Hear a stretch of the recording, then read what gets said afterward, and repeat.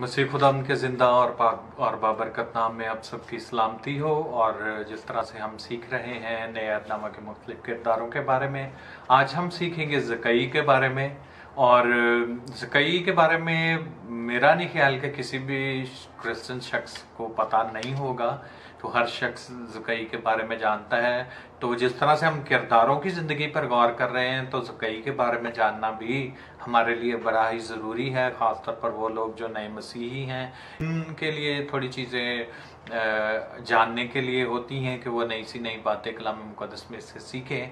तो वो लोग जो बचपन से ज़कई के बारे में सीख रहे हैं, खुदा के कलाम की ये खूबसूरती है कि जब भी हम खुदा का कलाम सुनते हैं तो उससे बरकत मिलती है। जब भी हम खुदा के पाक कलाम को हम बार बार वही हवालाजात पढ़ें, तो हर दफ़ा खुदा के कलाम की खूबसूरती है कि हमें एक नया सबक मिलता है, एक नई बात मिलती है, नई नसीहत मिलती है और ज़िंदगी को गुजारने का एक नया तरीका हमारे सामने आता है। जिस तरह से खुदा यीशु मसीह ने फरमाया, क्योंकि इब्ने आदम खोए हुओं को ढूंढने और नजात देने आया है।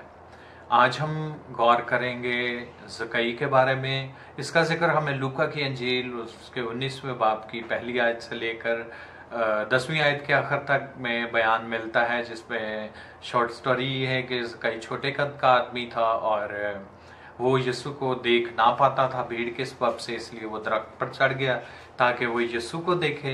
और फिर जब खुदा यीशु मसीह ने उसको देखा तो खुदा यीशु मसीह ने ये कहा कि आज मुझे तेरे घर पर जाना ज़रूर है। वो उसे घर पर ले गया और उसके बाद उसकी ज़िंदगी जो है खुदा यीशु मसीह को मिलने के बाद तब्दील हो जाती है। आज हम चंद ऐसे बातों पर गौर करेंगे उसकी ज़िंदगी में से कि उसकी ज़िंदगी में क्या तब्दीली रूनुमा हुई, उसकी ज़िंदगी से हम क्या सीख सकते हैं। पहली आयत में लिखा है कि जब वो यरू में दाखिल होकर जा रहा था तो देखो ज़कई नाम एक आदमी था जो महसूल लेने वालों का सरदार और दौलतमंद था। और ना सिर्फ ये शख्स महसूल लेने वाला था बल्कि महसूल लेने वालों का सरदार था। अगर हम यहूदी मतन में जाएं तो यहूदियों में ख़ास तौर पर जो टैक्स कलेक्टर थे, जो कि महसूल लेने वाले थे, इनको ख़ास तौर पर इनसे नफ़रत की जाती थी और इनको गुनाहगार तस्वर किया जाता था।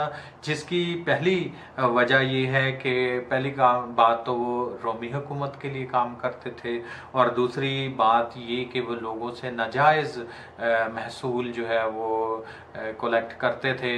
नाजायज़ से मुराद यानी कि जो बनता है उससे वो दोगुना टैक्स लोगों से वसूल करते थे और गवर्नमेंट को तो वही टैक्स जाता था जो कि मुकर्रर है, लेकिन जो एक्स्ट्रा महसूल वो लेते थे वो उनको जमा नहीं करवाते थे बल्कि वो उनके खजाने में जमा होता था। और इस शख्स के बारे में लिखा है कि वो शख्स जो बड़ा दौलतमंद था। अब जो कुछ इसके पास मालो दौलत थी, ज़रूर है कि वो टैक्स की आमदनी में ही से कलेक्ट किया गया हुआ पैसा था और इसने बहुत सारे लोगों से नाजायज़ टैक्स भी लिया होगा, तो जिसकी वजह से ये आगे जाकर अपने इस गुनाह का पछतावा भी करता है और कहता है, खुदा यीशु मसीह जब उसके घर पर आते हैं तो वो कहता है कि मैं अपना आधा माल गरीबों को देता हूँ और जिसका नाहक लिया है उसको 4 गुना वापस देता हूँ। तो 4 गुना अगर हम देखें पुराने अहदनामा में तो मैं उसके बारे में भी आपको बताता हूँ कि पुराने अहदनामा में जो 4 गुना रकम अदा करने की बात की गई है, जो कि तलाफ़ी की बात है, किसी भी गुनाह से छुटकारे की बात की गई है। पहले हम गौर करते हैं इसकी ज़िंदगी पर कि ये एक छोटे कद का आदमी था और छोटे कद के आदमी होने की हैसियत से ये बहुत, क्योंकि खुदा यीशु मसीह जहाँ से गुजरते थे वहाँ पर बड़ी भीड़ लग जाती थी और ये शख्स शायद इसने खुदा यीशु मसीह के मतलब बहुत कुछ सुन रखा था। खुदा यीशु मसीह को देखने की चाहत इसके अंदर मौजूद थी और जब भीड़ के सबब से ये शख्स खुदा यीशु मसीह को ना देख सका तो ये एक तो पढ़ा लिखा आदमी था, क्योंकि जो टैक्स कलेक्टर होते थे वो पढ़े लिखे आदमी होते थे उस वक्त के दौर के मुताबिक, पढ़े लिखे लोगों को ये जॉब मिलती थी। दूसरी बात कि ये शख्स कद में छोटा था पर होशियार था। इसने अपनी अक्लमंदी का मुजाहिरा करते हुए जो है वो एक गुलर के दरख्त पर चढ़ गया, और गुलर के दरख्त पर चढ़कर ये शख्स खुदा यीशु मसीह को ऊपर से देखता है। और जब खुदा यीशु मसीह ने इसको देखा और खुदा यीशु मसीह ने इसके अंदर चाहत को देखा, ख़ास तौर पर जो चाहत उसके अंदर मौजूद थी खुदा यीशु मसीह को देखने की, जब खुदा यीशु मसीह ने उसको देखा तो खुदा यीशु मसीह ने उसको कहा कि ज़कई नीचे उतर आ, क्योंकि आज मुझे तेरे घर में जाना ज़रूर है। और वो खुद उसको खुदा यीशु मसीह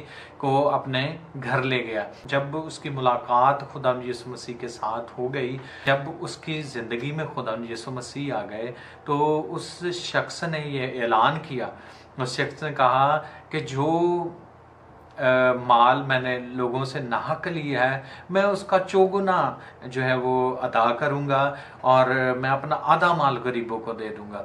तो ये शख्स आला मनसब पर कायम था और ये शख्स दौलतमंद आदमी था। और जो इसके पास दौलत थी, अगर हम मत्ती की इंजील 19वां बाब देखें तो वहाँ पर हमें ये बयान मिलता है कि दौलतमंद का खुदा की बादशाही में दाखिल होना इस कदर मुश्किल है कि ऊँट का सुई के नाके में से गुजर जाना। मरकस की इंजील 10वां बाब और उसकी 24वीं आयत में लिखा है, ऐ बच्चों, जो लोग दौलत पर भरोसा रखते हैं उनके लिए खुदा की बादशाही में दाखिल होना क्या ही मुश्किल है। तो दौलत के बारे में खुदा यीशु मसीह ने भी कहा कि एक दौलतमंद का खुदा की बादशाही में दाखिल होना बड़ा ही मुश्किल है। तो अब हम बात करते हैं दौलत की। दौलत का होना बुरी बात नहीं है और खुदा भी लोगों को बरकतें देता है। ज़रूरी नहीं कि जो शख्स अमीर है खुदा की बादशाही में दाखिल नहीं हो सकता। दौलत जो कि नाजायज़ नफ़ा से कमाई गई हुई दौलत, और दूसरी दौलत वो जो खुदा की तरफ से दी हुई बरकत जो है वो वाली दौलत। तो अगर हम खुदा को तरजीह देते हैं दौलत पर तो फिर तो ठीक है, लेकिन अगर हम दौलत को तरजीह देते हैं खुदा से बढ़कर तो वो फिर दौलत जो है वो हमारे लिए खुदा बन जाती है। जो शख्स पैसे के पीछे भागता है, जो शख्स पैसे की पूजा करता है, वो शख्स दौलत को अपना खुदा बना लेता है, जिसकी वजह से वो दौलत को खुदा से बढ़तर समझता है, जिसकी वजह से वो खुदा की बादशाही में दाखिल नहीं हो पाता। लेकिन खुदा की बादशाही में दाखिल होने का बड़ा ही आसान तरीका बाइबल मुकद्दस में बताया गया है कि जो कोई अपने आप को छोटा बनाएगा वो बड़ा किया जाएगा।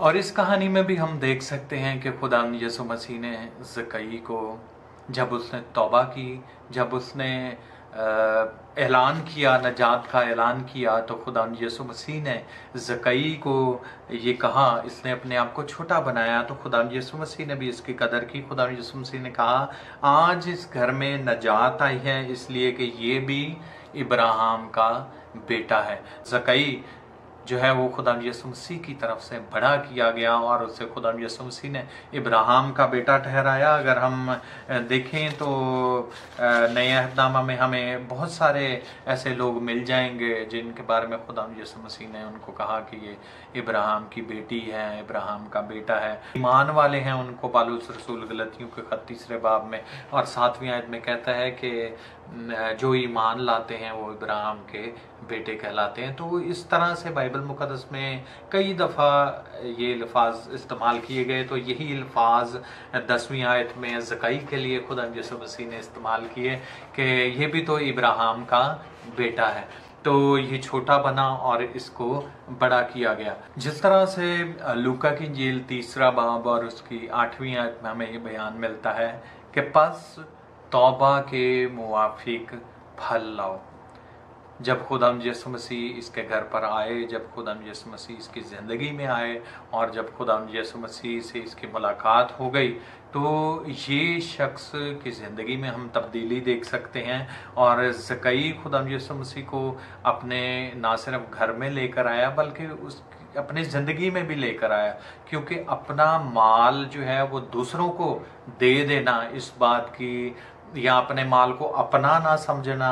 और खुदावंद यीशु मसीह जब उसकी ज़िंदगी में आ गए तो रुपया पैसे की कीमत उसके लिए कम हो गई और खुदा की इज्जत और खुदा का रुतबा उसके दिल में बढ़ गया। उसने पहले वो दौलत की पूजा करता था, दौलत को अपना खुदा जानता था, लेकिन अब दौलत जो है वो उसको वो तरजीह नहीं देता, बल्कि वो खुदा यीशु मसीह को तरजीह देता हुआ ये कहता है कि मैं अपना आधा माल गरीबों को दे दूंगा और जिससे मैंने नाहक लिया है उसका मैं चौगुना अदा करूंगा। इस बात पर हमें गौर करने की ज़रूरत है। बाकी चीज़ें तो एक तरफ रह गई कि उसका कद छोटा था, वो दरख्त पर चढ़ गया, और इस बात को सीखने की ज़रूरत है कि वो शख्स जो है वो इस बात अपने नजात का पैगाम का इजहार करता हुआ हमें नज़र आता है।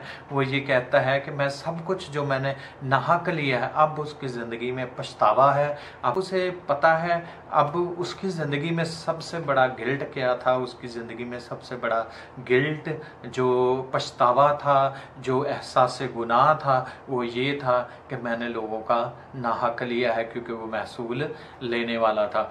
और महसूल लेने वाले होने के नाते उसने बहुत सारा लोगों से रुपया नाहक जोड़कर रखा हुआ था। अब जब खुदा यीशु मसीह उसकी ज़िंदगी में आ गए तो उसने कहा कि मैं उसका चौगुना अदा कर दूंगा। अगर हम अहबार की किताब हवाला नोट कर सकते हैं, अहबार की किताब 5वां बाब और उसकी 16वीं आयत में, और गिनती की किताब 5वें बाब की 7वीं आयत में जो चौगुना अदा करने की बात की गई, जिस तरह से ज़कई ने कहा कि मैं इसका चौगुना अदा कर दूंगा, बतौर तलाफ़ी के चौगुना अदा किया जाता था। तो ज़कई के लिए तलाफ़ी क्या थी कि जो कुछ उसने नाहक लिया था उसकी वो तलाफ़ी करना चाहता था। अब गुनाह की तलाफ़ी जो है वो मुमकिन है। उसने वो जानता था कि मैंने गुनाह किया है, मैंने नाहक लिया है। अब वो उसकी तलाफ़ी 4 गुना के तौर पर करना चाहता है, और जिस तरह से पुराने अहदनामा लिखा है इस तरह से वो ये करना चाहता है। उस पर खुदावंद यीशु मसीह उसको कहते हैं कि आज इस घर में नजात आई, और उसने नजात का सबूत दिया है। जब उसकी ज़िंदगी में नजात आई है तो उसने उस नजात का सबूत दिया है, और उसने सिर्फ बातें ही जो है वो नहीं कही, बल्कि उसने इसको करने का बात की है। और सिर्फ उसने यीशु मसीह को खाना ही नहीं खिलाया, बल्कि उसने अपना इजहार किया है, अपने गुनाह का इजहार किया है। अपने गुनाह का एहसास होने के बाद खुदावंद यीशु मसीह से अपने पछतावे का इजहार किया है, और 4 गुना जो है वो रिटर्न करने की बात की है। तो इसकी ज़िंदगी में से हम देख सकते हैं कि ये शख्स खुदावंद यीशु मसीह से मुलाकात के बाद इसकी ज़िंदगी तब्दील हो जाती है। और खुदावंद यीशु मसीह का इसके घर पर आना जो है वो इस बात की का सबूत है कि ये शख्स चाहत रखता था। और खुदावंद यीशु मसीह के जो चाहने वाले हैं, जो खुदावंद यीशु मसीह की तलब रखते हैं, जो खुदावंद यीशु मसीह के पाने के ख्वाहिशमंद होते हैं, खुदावंद यीशु मसीह उनके घर पर ज़रूर आता है। उनके घर में नजात ज़रूर आती है, उनके घर में खुदावंद यीशु मसीह जो है वो ज़रूर बरकतें देता है। तो मेरी और आपकी ज़िंदगी में हम देख सकते हैं कि क्या हमें खुदावंद यीशु मसीह की तलब है, क्या हम चाहते हैं कि वो हमारी ज़िंदगी में काम करे, हमारे घर में दाखिल हो और हमें बरकतें दे। और जिस तरह से इसकी ज़िंदगी में निजात आई तो मेरी और आपकी ज़िंदगी में भी खुदा बड़े बड़े काम करता है।